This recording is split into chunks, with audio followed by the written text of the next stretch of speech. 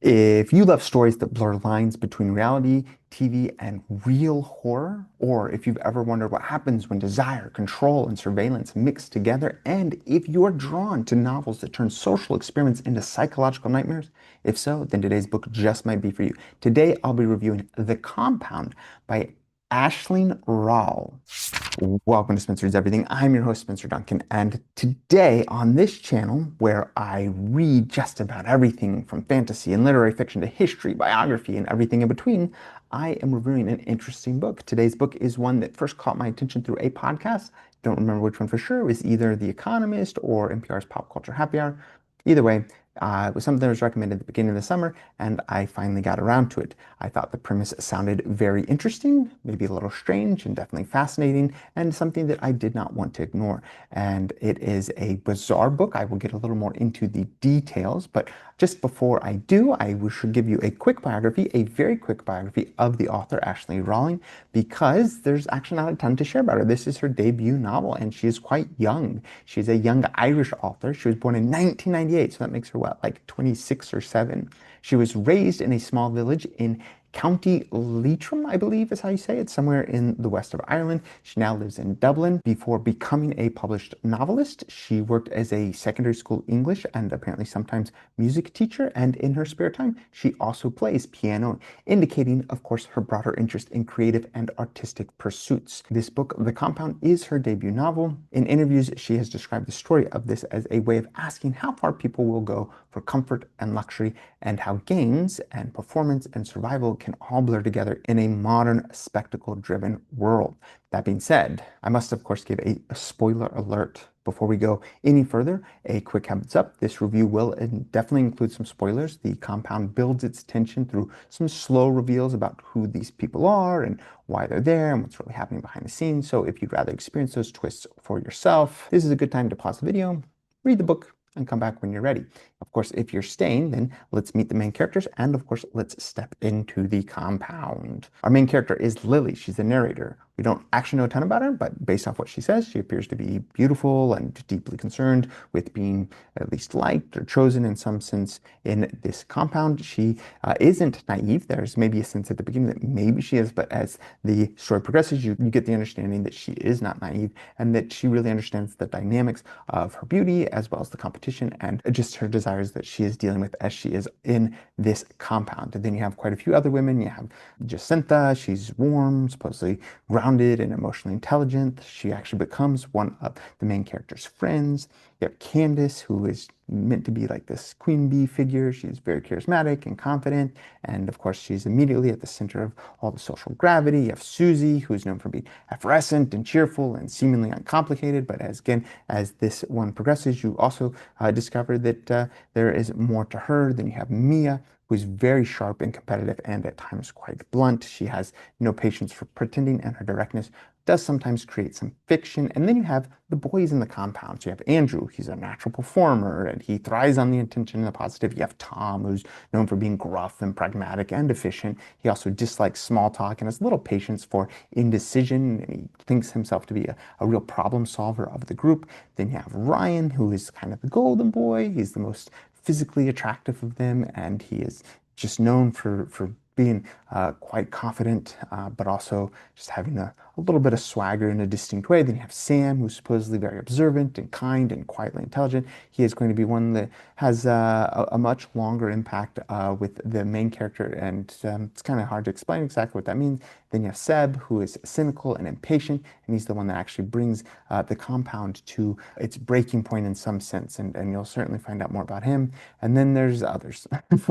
Sorry, I don't feel like naming everyone because it would not really mean anything to you if you haven't actually read the book. But just to give you an idea, you have this house full of individuals, and I should say that they're all probably somewhere in their 20s to 30s, and part of what's going on in this compound is you're trying to figure out exactly what their backgrounds are and why that might matter. And surprisingly, Lily, who's the narrator, the one telling us everything, you never really find out a ton about her. You get a little bit piece by piece, but that's part of the structure of the novel, is even from the get-go, you don't know exactly what all's going on. And so you have a lot to deal with in simply trying to understand the dynamics of this place. The compound begins with Lily waking up in a clean, but a windowless room, and she doesn't really know how she got there. There's real bizarre elements about what all is going on in this compound.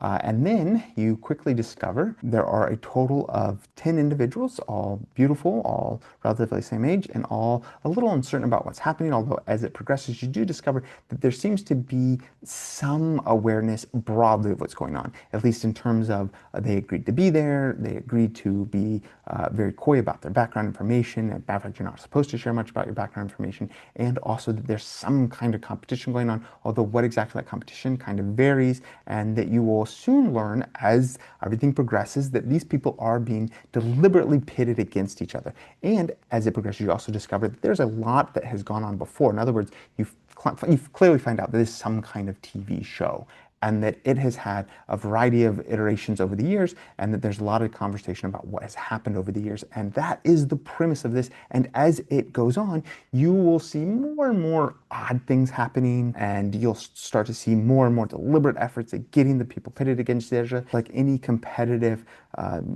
reality TV that might be out there, there's certainly this desire to try and get people to both like be friends and be friendly, but also to hate each other, or at least to be really competitive. And so you can see how that's driving everything that's going on. And that's really the whole premise of this novel. And as it progresses, things get a little darker and darker. There are no actual producers there on the scene of everything. Also, this compound is in the middle of some kind of deserted area, so they are nowhere near, as far as they know, any kind of living people. And there is actually no other presence except for the people that are on the compound. And so everything going on behind the scenes is very kind of mysterious and coy. And I think it's obviously all intentional. It's setting the stage for just how bizarre this all is.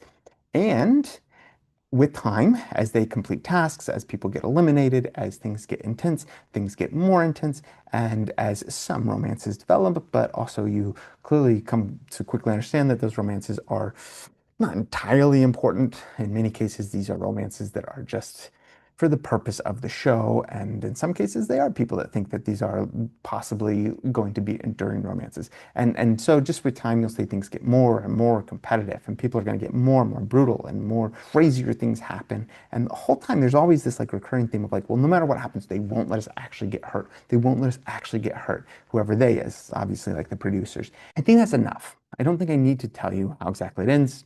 Wouldn't really mean much to you at this moment because I'm not going to go into great detail about each of the characters. But just so you know, our protagonist is very willing to do whatever she feels like she needs to win. So that will certainly set her up to come into major conflict with the final individuals that are also going to be in the compound. And you'll see what exactly it tells her about herself and also the whole purpose of this. I will say, this is my personal reaction to it, that for the most part, at least for most of the compound, I was honestly a little confused. I didn't really know what kind of story I was in. I didn't know just like how dystopian it was, or how psychological or social experiment it was. And that confusion never really went away. And so I went in blind, not realizing that the author was using this setup to critique the absurdity of reality and television and the culture of voyeurism that surrounds it. And as the story grew darker and more violent, the purpose started to click into place, and the book isn't really trying to make sense in a literal way. It's exposing how senseless these performances of suffering really are. Even when the contestants aren't being physically harmed, the psychological cruelty of contestant competition becomes all the more evident and all the more unbearable. Everyone is forced to perform, to be likable, desirable, and entertaining until they forget just how to simply be human. So by the end, I didn't come away liking the book in a conventional sense. I was certainly frustrated and disoriented and certainly a little hollow, but I also think that that was kind of the point. And so I wouldn't say that the compound is meant to be satisfying. It's meant to leave you unsettled, just as reality TV often does when you stop to think about what you're actually watching. It's a mirror held up to our own appetite for spectacle, and once you see yourself reflected in it, it can be hard to look away. So who is this for? Well, I'd say that the compound is for readers who enjoy that dark, psychologically layered fiction that takes a familiar premise and turns it into something deeply uncomfortable. So if you like books that hold up a mirror to modern culture and ask why we're so drawn to watching other people's suffering, this one will definitely catch your attention. It's especially for readers who are fascinated by the intersection of entertainment and cruelty, and the way that competition and surveillance and desire can blend into something that's almost ritualistic. And in that sense, it belongs on the shelf with novels like Lord of the Flies or The Hunger Games or Battle Royale. And so I would just say that these are stories that use confinement and performance to strip humanity down to its rawest instincts. And if you're into those, then this is probably the type of book that you would enjoy. It's also for readers who don't need every mystery to be explained. The author deliberately keeps the rules of the compound pretty vague, forcing us to experience the same confusion and also the claustrophobia as the contestants do. I'd say that readers who value atmosphere over clarity, who like stories where the tension comes from tone and implication rather than clear world building, will find that approach compelling. And finally, I'd say that the compound will appeal to anyone interested in social commentary, particularly about media culture or voyeurism and the human cost of entertainment. So if you've ever found yourself disturbed by a reality show but kept watching anyway, this book takes that discomfort and turns it into a slow, haunting reflection on what it means to consume other people's pain for your pleasure. So who is this not for? Well, it is not for readers who want a clear, cohesive story or a sense of resolution. The author keeps the rules of the world intentionally opaque, and for much of the book, it's hard to tell what's real, what's staged, and what's being imagined. So if you're the kind of reader who likes firm answers, who wants to know who's running the show or how the system works, this novel will certainly frustrate you as it did me. It's also not for those who prefer traditional pacing. There are stretches where very little happens, yet the tension keeps tightening. The story relies more on mood and implication than on plot twists or revelation. So if you want a straightforward thriller with clear stakes and escalating action, this one will probably feel just a little too abstract and disorienting. And of course, it's not for readers who prefer hopeful or comforting stories. This book is a cold book. It is deliberately detached, emotionally draining, and at times even grotesque. There is beauty in the author's prose, but it's beauty in decay. The novel doesn't try to redeem its characters or offer any moral closure.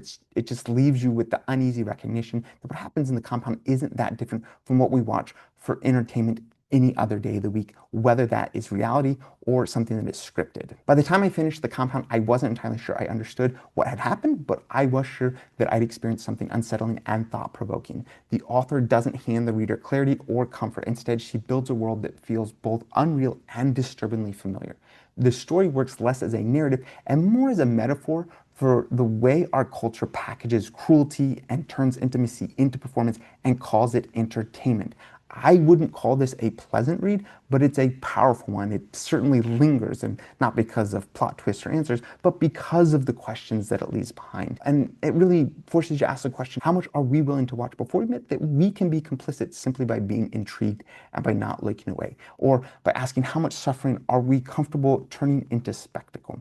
The compound may frustrate you, it may confuse you, it may even repel you at times, but if you stick with it, I do think that it will also make you think. And for all its discomfort, that's exactly what good social commentary is supposed to do.